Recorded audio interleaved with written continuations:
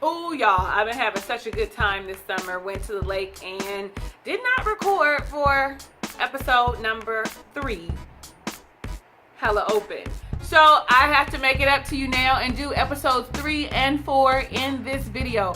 I am your girl, Talisa Rae. Welcome back to my channel. Hey, if it's your first time here, welcome.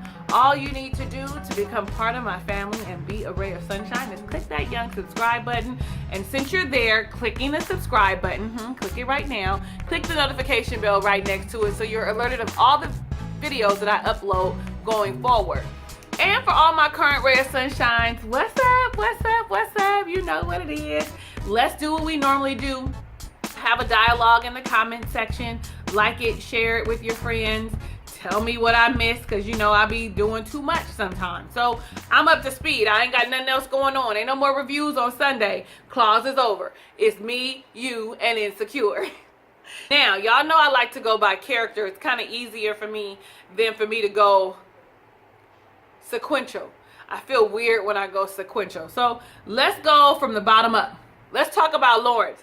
When we first see Lawrence, he's at work and he is chit-chatting with his co-workers, and they are talking about the Saturday startup mixer that people end up hooking up with one another. See, because he works for a tech-savvy company, and I guess they're trying to elude that, you know, the geeky, nerdy type, get awkward, get drunk, and then you just sleep with whomever. They're inviting him, but he is declining because he was invited to the barbecue that Tasha's family is having. He promised her that he would bring some chairs, so he's gonna go. Well, we see him at the barbecue, right? We see him at the barbecue.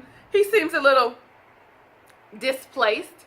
He brings the chairs. Now listen, what I can see is that Lawrence is not the chameleon that me, as the classic, elegant, hood, ratchet woman that I am, could deal with.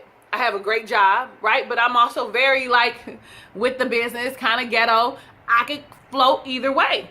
We see that Lawrence cannot. Lawrence is having a hard time inserting himself with Tasha's ghetto family, because, baby, they is the true sense of the word of hood, and I'm in love with it. Loud music in the park. You know, he wants all the rules or whatever. She's all like, go help. You know, I guess he's used to come, you know, the whole sit down and have a conversation. No, we are in the park having a good time, turning up, twerking, the whole 9 yards. I mean, they probably took it a little far, but we do be super ghetto like that. And so he just really was uncomfortable with the environment and got a text from a friend, one of the co-workers or his peers, and told her, I got a work thing to do. He got to the work thing and was enjoying himself. You see what I'm saying? Was enjoying himself so much that he never went back to see Tasha. He texted her and just said, I'm still at the work thing. He texted her, oh, I'm sorry I couldn't make it. That kind of thing. And finally, Tasha, it was over. The barbecue was over. Tasha calls Lawrence. Lawrence steps outside. What happened? And he said, I'm still at the work function. And really the work function is more like a mixer, and I was drinking and I didn't want to drive and get a DUI. Ha ha ha. Ha ha ha. Baby, baby, baby. We have been in that space before, have we not? Listen, so Tasha, I so admire her in this moment. She said, if you didn't want to come, you shouldn't have came. It would have been fine. You had me looking stupid. You left and never came back. My entire family was there. And then he goes on to say, well, I just got out of a relationship. I'm not really trying to get into another one. She said to him, don't think I didn't know what this was. See, that I love, because a lot of us want to pretend like we don't know that a fuck is a fuck. She said, I knew what this was, but you wanted to pretend like it was something else, and I believed you and went along with it. You are pretty much a fuck boy, a fuck nigga, you raggedy ass fuck nigga. Matter of fact, you're worse than that. You're a fuck nigga who thinks he's a good nigga. Now, I know several of them of my own. Like, I know you, if you watch, you know who you are too. Really, you're a fuck nigga and you're pretending to be something that you're not. Instead of just saying this is what it is, you fellas, you'd be surprised how many women are aware of what the situation is, and if you make it plain that we would be okay with it, we would be like, okay, that's what's up. That's what you're for, and that's what I'll use you for, and I'll be able to go and meet other people. See, but they can't handle that, though. I'm gonna just be honest.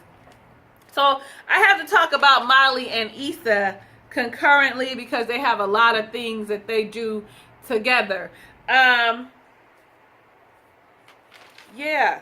So when we first saw Issa, Issa's trying to insert herself back into the dating game, and she's got having this awkward Netflix and chill moment without the Netflix over some dude's house, and kissing and hug. Because, you remember in number 2, the last message was, do you want to fuck? And that is where she is now, at the dude's house that she texted to see if he wanted to fuck, or bumbled or Tindered or whatever on the dating site.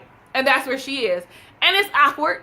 She don't know what she's doing. She's not comfortable with this environment yet. Issa's not really a host, so she's giggling, and it's an uncomfortable laughter, and every time he touches her, she laughs, and so it seems a little childish, and she's all like, okay, can we do it another time? He said, I thought this was the time. Oh, okay, I'm sorry. Well, I'm out.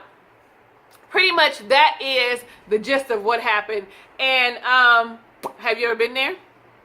See, it's been a long time since I've been in that space. I don't play no games. Like, it's been a long time since I've been in that awkward space. Okay, I'm just going to be honest. It's been a long time. I'm a grown-ass woman. Not to say that hoeing is what it is, but if you know what you want to do, as a woman, Issa thought she knew what she wanted to do. She couldn't go through with it because it wasn't comfortable for her. So don't do shit that you're not comfortable with.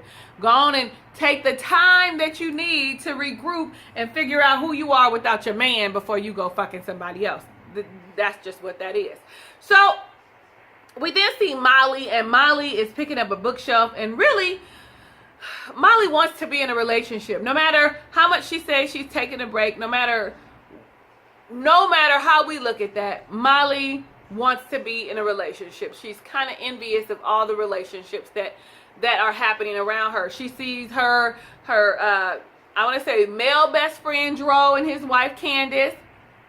She sees the black guy and the white girl who they're together, and he's helping her out. And she's got a little relationship envy. You can see a little relationship envy. Not only do you see the relationship envy, you hear Issa and Molly having a conversation, and they're talking about not necessarily relationship envy, but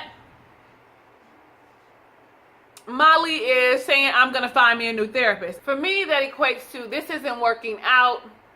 I need to find a therapist that's going to help me get to the root of things. Or I'm scared and I'm running. I really know that I want to be in a relationship, but I'm afraid. But since we're here, Issa is also talking about how she needs to get her hoe status back up. Like, I'm ready to hoe. I'm down to hoe. Listen. The reason I like Insecure is because it is so relatable. When you break up with a man, you totally be like, I'm getting my whole card back. I'm finna go out and have a good time. Like, I don't care what anybody says. That is what you do. I mean, some of us are, righteous and love the Lord and are celibate. Some of us, and that does not include me. But I do love the Lord. I'm just not celibate. And you get your hoe, you break up with the dude, and you're like, I'm finna go out here and have a good time. I haven't had a chance to have a good time. I got scooped up. It's pretty much what Issa is saying. She's all like, you're supposed to be my whole partner, and you over here talking about you ain't gonna be with no me and Molly, like you taking a break. What's the point of taking a break? Fuck this bookshelf, let's go out. Will you teach me how to hoe? Honey, baby. Molly's all like, that's fucked up, but okay. Because you gotta go to an expert. If you wanna know how to do the two-step or how to do urban ballroom contemporary dancing, you go to an expert. You don't go to somebody that do hip-hop dancing. You go to the expert so the expert can show you what to do. And when they go out, Molly is comfortable in the element. She knows exactly what to do, how to walk, how to dress, how to smile, how to give eye contact, the whole 9 yards. I got a video for that. But Issa is awkward. Molly is trying to coach her into embracing her feminine wiles, being relaxed, letting conversation flow. Issa is just not getting it. That whole thing with the construction worker, oh, that's hard. I bet that's a hard job. I bet you got a big drill or whatever the fuck. I was dying laughing, but I was like, yeah, that's awkward. That's exactly how people be. Especially when you don't know what to do. Just sit down and let them come to you. Smile and sit down. Don't make a fool of yourself, because they're going to swerve just like the two guys did to Issa in the club. But Molly seemed to have met someone. She met Lionel. Lionel seemed to be what it was she, wanted. Ultimately the package that Molly would like. But she finds out that he has a quote-unquote checklist. Like, I'm ready to be married. I want this, and this. And Issa kind of busts her bubble, and she's all like, yeah, bitch, that's you. You looking at yourself in the mirror. You don't want to deal with that. Most niggas don't want to deal with that either. They want you to be what you want your man to be, free and carefree. You want him to be like Dro. And Dro didn't have his shit together. But of course now Dro has his shit together. And honestly, when Molly saw Dro and Candace in the cupcake shop, I thought that their chemistry was more than just friendly the first time I saw that. But I was just like, I'm tripping. They just been friends for a long time. And when you've been friends with a guy for a long time, it's just that comfortable. You know what I mean? That's what I thought when I initially saw that. So, Molly is really like swerving Lionel because she doesn't want to be with him. He's what she wants, makes great money, is cultured, is handsome. Hell, but I was looking at him and going, well, is he a little gay? Now, if he's an actor and in real life he's gay, then I'm going to need him to work on playing a straight guy a little better. I'm going to need him to macho it up, because he just seemed a little effeminate to me, and I don't like effeminate men. And that's just a preference. I could be wrong. Did Lionel seem a little effeminate to you, or no? Am I just tripping and being too hard? Because I like a rough neck. Gotta get a rough neck. Like, am I tripping? Also, when Molly saw Dro and Candace, he told her that they were going to Kiss and Grind the following weekend. Now, if y'all live in LA, y'all know Kiss and Grind is a real fucking thing. If you live in LA, you know Kiss and Grind really be popping. If you live in LA, you know Kiss and Grind is full of fine ass men. Okay? Sometimes they be coupled up and I be like, why am I here? I'm single. Like, this ain't for me. This ain't my scene. But my homegirl drags me to Kiss and Grind, and I'm glad that she does, because we have a good time. Anyway, so Issa is really having a hard time being single. There is a scene where she's alone in the bed, honey, and she reaches over for her trusty black vibrator. It looks like she's about to enjoy herself, and the batteries die. That is a real plight. And then you're running through the house, looking through everything, remotes, fire detectors. It don't matter what it is, looking for batteries for your little buzz, so that you can get your little jollies off. Like that. That was such a real scene. I was like, I could relate. I could relate, Issa. I really can, Issa. I been there, done that.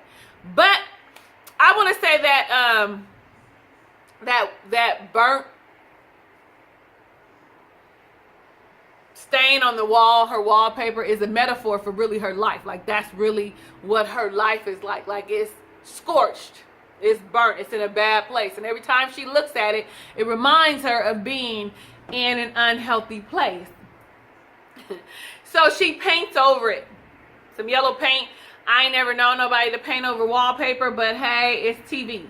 So, but as she's in the process of painting and she washes it, she sees her neighbor Eddie. And she's like, okay, Eddie. And she's lusting after Eddie. Mind you, this is the day after the frustrating night with the vibrator. We later see her say, you know what? I'm about to go see Eddie. She goes down to Eddie with the pretense that he left his charger at her house. And pretty much makes a move, okay? Makes a move. It's a little awkward because she don't know what she's doing. They bump heads, but he's all right with it. He's all like, it's all right. They get it together. Listen, this little scene with her and him getting hot and heavy is real. It's real. Especially when they got in that bedroom and he was like, put your legs up. First off, when she saw him naked, she was like, okay, Eddie. Okay, Eddie. Like, I was like, okay, Issa, he must be working with something. So she had him, he was like, put your legs up. So instead of her saying, let me scoot down, she just went ahead and let her head keep getting hit and being in that awkward position. You ever been there? Listen, you got to be grown enough to be like, listen, I need to scoot down. Let me scoot down. I'm hitting my head. Let me scoot down. But see, evidently, she ain't got enough experience being a hoe to know that that's what it is. And ladies, okay, when you're being a hoe, you cannot expect all that compassion and love and affection that you would get from a relationship. And that is not what she got. She got fucked like she wanted to. And she was like, you know what, we need to switch positions. And when she did, she ended up getting what she needed in that position that was required. Him with his little white ankle socks on. They finish. He wakes up. She's sneaking out. She looks like she's been fucked. Hair all kind of, you know, tasseled or whatever. Black girl tasseled. Trying to find her stuff. He's all like, you know, you can stay over if you want to. And she's all like, nah, I'm good. He was like, cool. I'll see you around. See, she just did a nigga move. She busted the same move that niggas do on women all the time. Now, I ain't had that done to me in many ever. They always want to stay over. But, y'all, I'm not a hoe, okay? I'm just 40 and I've lived a little. So, she leaves and feels good about it, and she contemplates whether or not to take her charger, and she does. And when she does, she looks over and sees that his phone is charging on his charger and laughed and knows that that's what it was. So I'm all like, the number 2 was really good.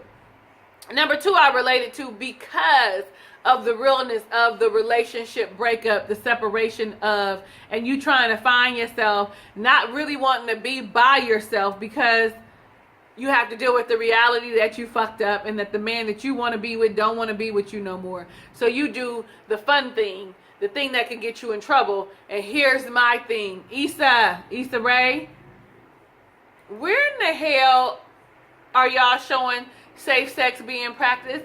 I needed to see an open condom on the floor, wrapper on the floor, him opening up the condom, fumbling, you trying to help. I needed to see that so that safe sex is promoted in this good ass show, because safe sex is needed to be had. People are running around here rampant with fucking diseases and shit. Anyway, let's just bust right on in to episode number 4, Hella LA. I don't know if I told y'all before, I love that Issa Rae and the writers use actual things that are in the city of Los Angeles. Like in this episode, they went to a burger joint or a restaurant called Swingers. It's a real place. Like Kiss and Grind is a real place. And when we start off in episode number 4, Hella LA, they are getting ready to go to Kiss and Grind. I enjoyed this scene immensely. More so because that is exactly what it's like when you're getting ready to go somewhere. You got the one friend that's a hoe and everybody's like, and she's always like, I'm gonna meet me some niggas. I'm getting fucked tonight. You got that one friend. You got the one friend that's egging you on like, yes, girl, get it. You need to get you some. And then you got that slow ass friend that ain't never ready, that's walking around, taking her time, got you waiting on her. She done changed her clothes 50 times. You got that one friend. And I love that they showed that, and it was realistic. Hurry your ass up and get dressed and come on. I got one friend that'll change her clothes 50 million times. Have you waiting ready, talking about she gonna be there, be in my house at 2 o'clock, and she ain't ready till 4 because she changing her clothes 80 times. You knew I was coming, girl. Yeah, Sister by Love Flawless, I'm talking about you. So they get to Kiss and Grind, and when they get to Kiss and Grind, they go to their table, which is way in the back. And it is what we say. We be like, damn, we way on the other side. The dance floor is right here. We ain't gonna see nothing. And it's the truth. You be like, at least we got a seat, because ladies, we know it's true. Your feet get to hurt, then you wish you had somewhere to go and sit down. Just like all those ladies who kept trying to sit in their booth, and they be like, nope, you didn't pay for it. Nope, you didn't pay for it. And what's funny is, that's how you be. You be like, bye. With an attitude. Y'all excuse my neighbor's dog, Punchy. I'm going to have to say that a lot because Punchy barks too fucking much. Well, at Kiss and Grind, Issa is supposed to meet Felix. Felix is the guy we saw her texting at the end of 3 talking about you want to meet up. she's supposed to meet Felix. And since we're going to talk about Felix, let's talk about it. She ends up meeting Felix, right? Seeing Felix, and Felix is super insulting. Like, do you always wear your hair like that? You don't look like your picture. Do you go back to your hair? Nigga, fuck you. Okay? Did you look at yourself? Look at you and look at me. Does your voice always sound like that? I thought your voice was going to be different. Excuse me, fucker. And then I was like, Issa, are you really feeling some kind of way? Do you see him? Do you hear his voice? And then he swerves and acts like he's looking for his friends. And Daniel's watching all the whole time. So let's talk about it. Let's go back because, I'm going to jump all over the place. Issa and is there. Keisha finds her way because she's the fun girl to find her somebody to go frolic with. Molly follows Dro, who is there. We find out Candace isn't there, that Candace is in San Diego at some retreat doing something. So she goes with Dro to eat his food up. And Issa's by herself. That awkward, what do I do?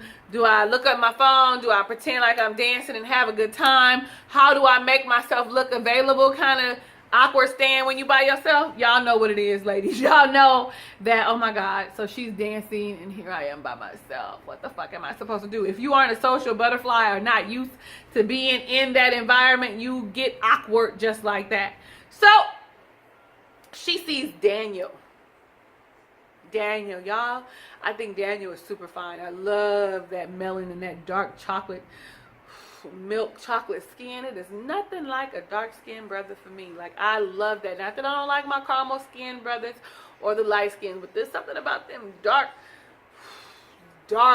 chocolate skin men. Oh, with all those masculine features, his jawline. I was just like, every time I see him, I always think of that scene when they were in last season, when they were in the studio and it looked like sweat was glistening off of him. I was like, okay, you just lusting. Okay, I digress, y'all. So she sees him, but doesn't know if he sees her. She finds Molly and tells Molly, and Molly's all like, fuck, do I have to be sober or do I have to be drunk? She's like, I'm gonna deal with it. I'm gonna get it out the way right now. And she does. She walks over to Daniel. And honestly, when she's doing it, I'm all like, what's the point? I mean, you hurt his feelings. He was coming for you and he hurt your feelings. So, I mean, you hurt his feelings. Let it go. If he doesn't say nothing, you don't say nothing. He's going to stare at you if he finally sees you. But you didn't went and made shit even more uncomfortable for you and for him. He seems seemingly okay because men bounce back. They normally have a plan. We're women, we don't have a plan. They have a plan. They really do. But while this is happening, Molly and Dro are having, reminiscing about the old times, going back in history. And honestly, during their whole conversation, I'm thinking, this is too friendly. I don't like it. It's uncomfortable. It's not appropriate. He's married. Like, those are the things that are going through my mind, and I'm all like, I'm not with it. Issa leaves Daniel, and that's when she goes out and finds Felix. And Daniel is looking at her, laughing. He sees that she gets swerved. And, she does her little awkward thing and go away, all them facial expressions and shit that she does. Yeah, so Molly is really the big thing that's happening on this season. I mean, on this episode, for me anyway. So they're on the dance floor, and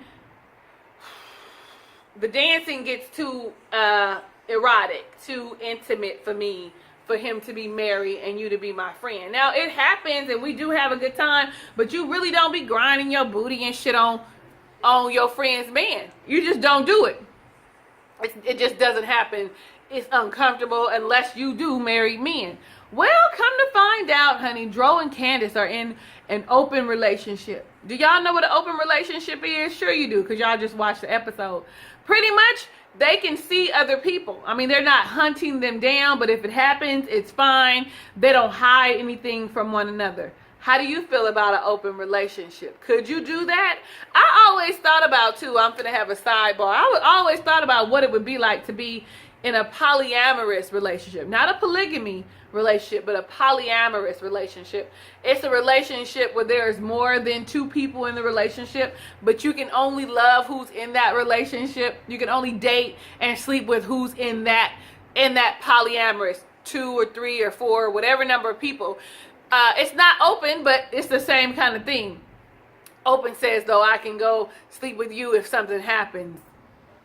And I'm kind of one of those people that are okay with what works for you. What works for you in your relationship may not work for me in my relationship. So if it's something they agree upon, how do you feel about that? Are you so traditional that you're all like, oh, hell nah, ain't no open relationship? Because I remember when Monique had said her and her husband had an open relationship, people were like, especially the black community was like, what the fuck?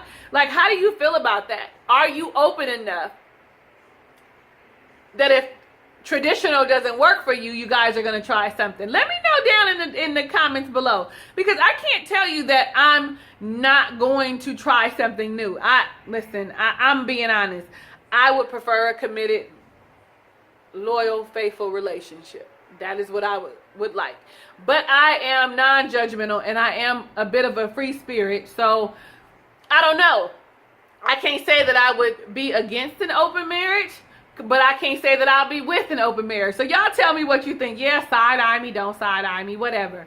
So she tells her friends about it, and they're all like, are you considering it? She was considering it. She was making excuses for it. So I'm looking at her like, she's going to do it. She's going to do it.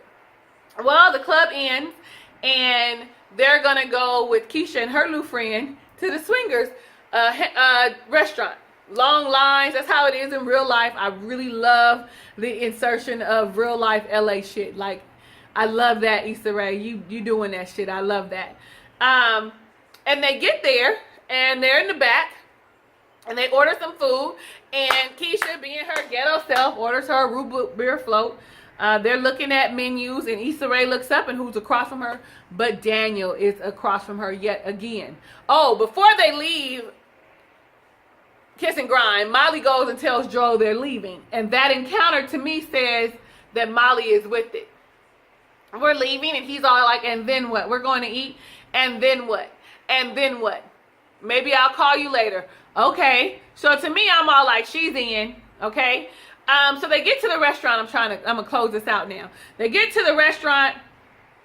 Keisha ends up getting finger banged under the table. Daniel sees it, texts Issa and says, do you see your girl? Is she getting finger banged under the table? Issa ends up getting up and going and sit over there with Daniel. All the while, again, here's Molly with relationship envy, looking at her friend Keisha and her new boo, and Daniel and Issa. Dro is texting her and saying, can I stop by? At first she's like, maybe, and then you see her say, no, I gotta get up early, I gotta traveling week. Okay, so that's where we leave that, and I really think that Molly is going to go for it. I really do. What do you think? How do you feel about the entire thing? Let me know down in the comments below. How do you feel about open marriage? How do you feel about Issa getting back with Daniel? Because that's what it looks like is gonna happen. Oh, y'all, I forgot all about Lawrence. This was pivotal for Lawrence. Remember, he broke up with Tasha in the last episode, right? So, or whatever they did. He's about to hang out with his homeboy. They finna turn up real good. He going to the store to get some beer or whatever, and ends up having to make a U-turn, an illegal U-turn, gets pulled over by the cops. When he gets pulled over, it's typical LA, urban area treatment. Kind of getting harassed. You saw 2 cars do the same thing, and here comes black guy in the, late model Jaguar, and you want to have a problem. Well, when he's reaching for his driver's license, his card and stuff falls out of his wallet. He ends up going to the store, getting into line, and doesn't have his card. Doesn't know where it is. Like, I'm going to run home. I'll be back. But there are 2 non-ethnic women behind him. I wasn't sure about the blonde girl. I wasn't sure about her, but I'm going with it anyway. So maybe I should say non-black women behind him. White women, white, Asian, Latino. I don't know what she was, but there were 2 women that weren't black behind him who offered to pay for his items, which came up to $40. He finally agreed, walked to the car, and there they were behind him. These two women looked innocent, seemingly so, if that's the right word. They seemed innocent, right?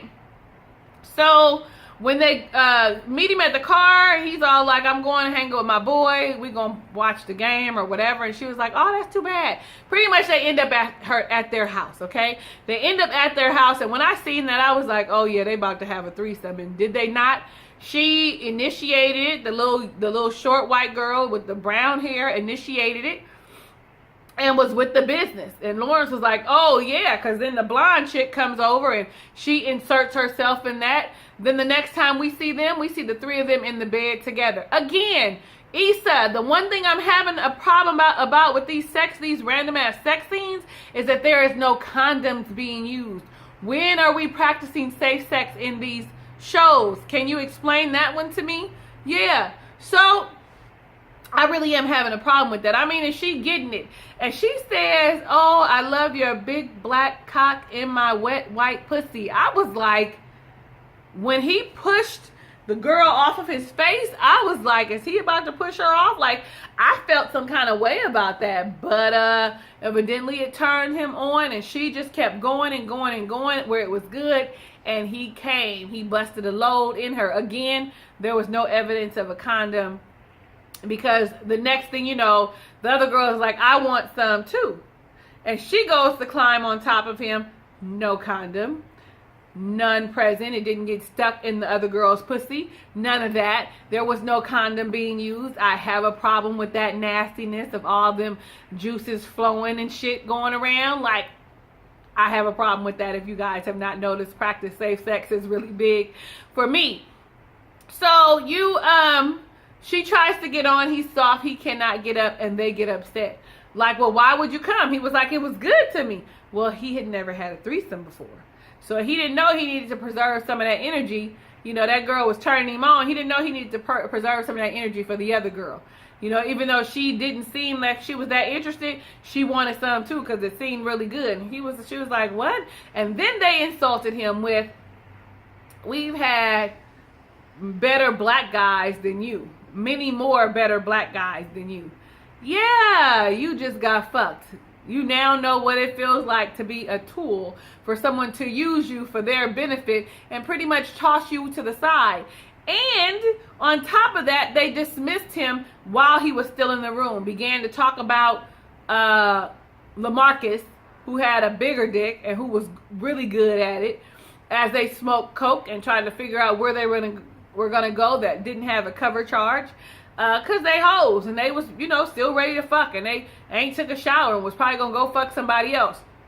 It made Lawrence feel some kind of way, as it should have, because really, Lawrence ain't that dude.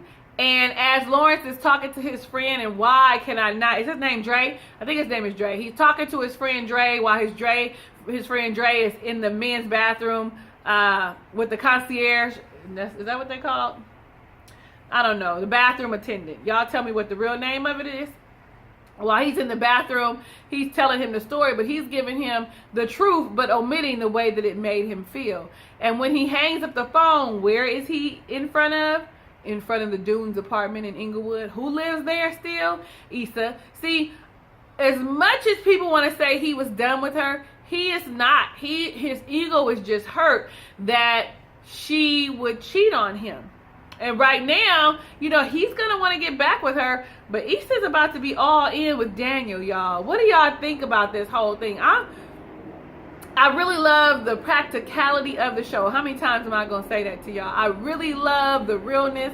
And because I am a LA girl, born and raised, ain't never lived nowhere else but LA, seeing all the stuff that is happening and the oh, I didn't talk about Frida. See, I'm tripping. Well, pretty much Frida's pissed off that no Latinos are in the after school program. We got y'all.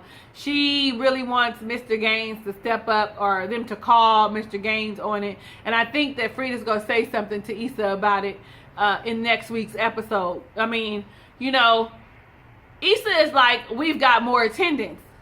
Frida's like, we need more Latino presence. This is an 86% Latino school, but this is all black. It looks a little racist to me. So yeah, let's see where that goes too. So what did you think now? What did you think about the episode? How do you feel? How do you feel about the last 2 episodes? Where do you think Molly is going to end up, considering she doesn't want Lionel, but she does have a thing for Dro? Do you think she's eventually gonna fuck Dro? Or Candace is gonna tell her, oh, it's cool, it's fine, and she's gonna end up fucking Dro? Do you think Issa and Daniel are gonna start hooking up and seeing each other more often? And where is Lawrence? What is gonna happen with Lawrence? Because Lawrence is lost in this single game too, just like Issa. But Issa seems to be finding her footing, honey. Issa's all like, I'm having a good time. Fuck you, Lawrence. You just told her that you didn't want me no more, so I'm free game, fair game. It's time for me to get over you. But Lawrence looks like I'm gonna predict that in the next couple episodes, Lawrence is gonna be trying to get back with Issa, or he's gonna see Issa and Daniel out and gonna be like, fuck, you know what I'm saying? All over again. All right, y'all. That kind of wraps it up. Give me your thoughts and opinions. Let's have a dialogue down in the comments below. I am your girl, Talisa Rae. Thank you so much for watching my review of Insecure Season 2, episodes number 3 and 4, Hella Open and Hella LA. Hugs and kisses and lots of love. I will see you on the next video.